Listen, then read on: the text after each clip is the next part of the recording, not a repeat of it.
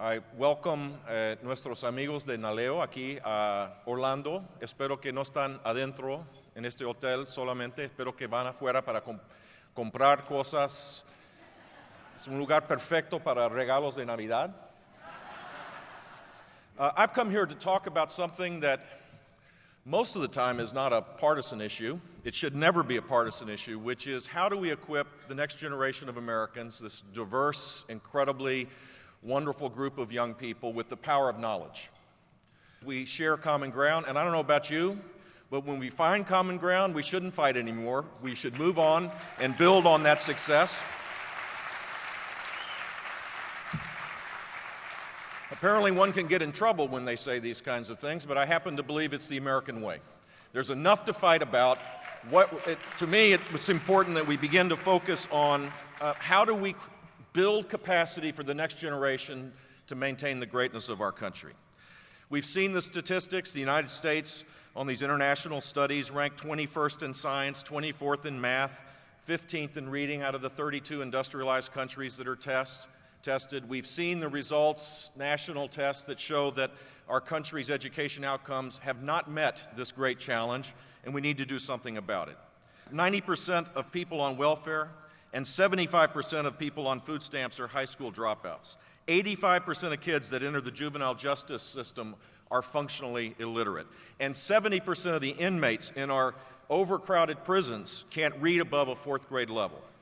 So I have a few suggestions that maybe in a nonpartisan way that we can embrace together as a nation to create a more aspirational education system where young people are successful and then can pursue their dreams with the capacity to be able to make a difference for their families and themselves and our country. My first suggestion is that we need to push for higher standards. We have tolerated the soft bigotry of low expectations for far too long in this country. It is unacceptable and morally wrong to say, Juanito no se puede, Maria no se puede, because their backgrounds, because they're newly arrived. All the excuses that you hear, we need to throw them away and have high, lofty expectations for every child in this country.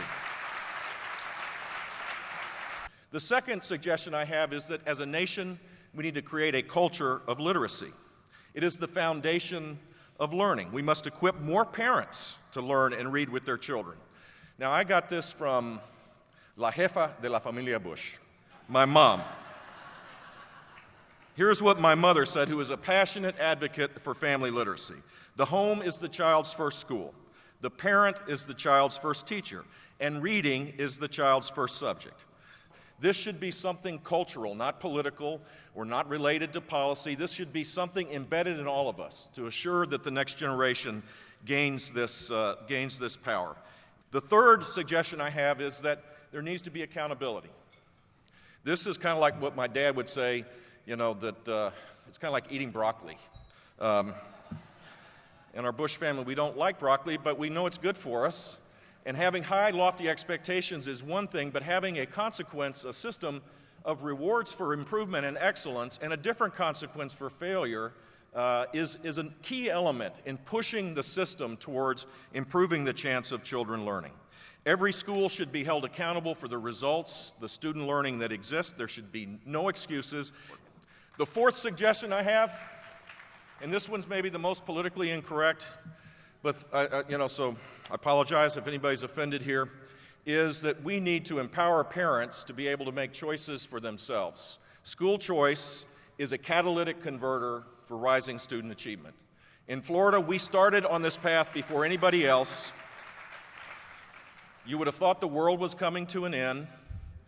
You know, the teachers union actually mortgaged their building to defeat me in my re-election campaign based on this very idea that parents should be given choices, that money should follow the child to many options. And the net result was that our public schools got better because we offered a multitude of different choices. This should be the highest priority for mayors. This should be the highest priority for business leaders.